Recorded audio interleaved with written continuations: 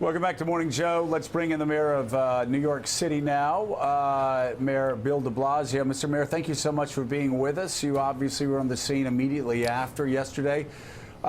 Anything we should know about that terrorist attack yesterday, and moving forward, should we be worried about the New York Marathon? Joe, look, first of all, I want to say the NYPD did an outstanding job, and all the first responders yesterday. Our brave young officer stopped that situation from ending up being potentially a lot worse. And what's amazing, Joe, and you and your colleagues were talking about it, New Yorkers went back to business, back to work immediately. We had a Halloween parade last night. We do it every year. 1 million people were there. And I talked to a lot of them, Joe. I talked to a lot of them. I got to tell you, their attitude was one of resilience, strength, persistence. They're not going to let terrorists change our way of life. It made me very proud of New York City. Is that what you're expecting for the New York City Marathon as well? Do you think it will go on uninterrupted? Absolutely. We think it's important as a message to the whole world that we're not going to change who we are. The marathon is a huge endeavor, very well organized. All of our uniformed services know how to handle it. NYPD will be out in even greater force, Joe. You'll see a lot of visible presence, a lot of officers with long guns. You'll see some things, other things you won't see that are protecting us. But we're confident it will go off as planned and it will be safe. So let's go to Willie Geist. You know, the marathon is an iconic event in New York City, and runners are resilient people, for sure, as we look forward to that. Willie Geist.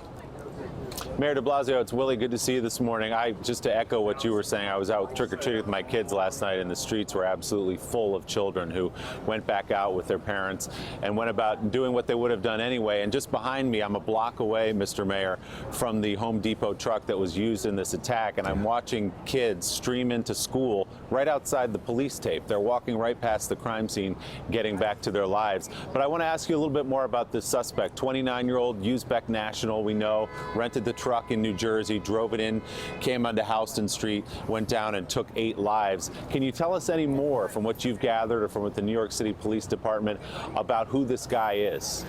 Look, Willie, NYPD, FBI, all our partners are working very closely on this investigation. It's important not to go into a lot of detail this early on in the investigation so we can get it right. But to the point you made, we made a decision last night to keep those schools open, to keep people on their everyday lives, because, look, it's so important to not give in, to not blink when we're affronted. And I gotta tell you, I'm sorry those kids had to go by that site, but I also think it says to them, we can overcome this. We're stronger than this, we're better than this. And that's the attitude I've seen in New York. So we're gonna get to the bottom of exactly what happened, Willie. And we're gonna also assess other changes we need to make in our approach going forward. But one thing you will know for sure, you're gonna see a lot of NYPD presence throughout the week into the marathon, and that deterrence is a big part of what we do. We've created the biggest anti-terrorism force of any police force in the country because that visible deterrence matters.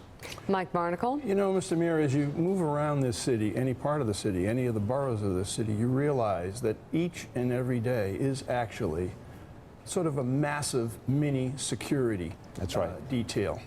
With the New York Police Department and other ancillary organizations affiliated with the NYPD. The cost of it is enormous. What does a city like New York, given its world responsibility, its responsibility to the world, an attraction to the world, do about covering those costs? Look, first of all, Mike, we know we're the number one global, or number one, I should say, terror target in the United States of America.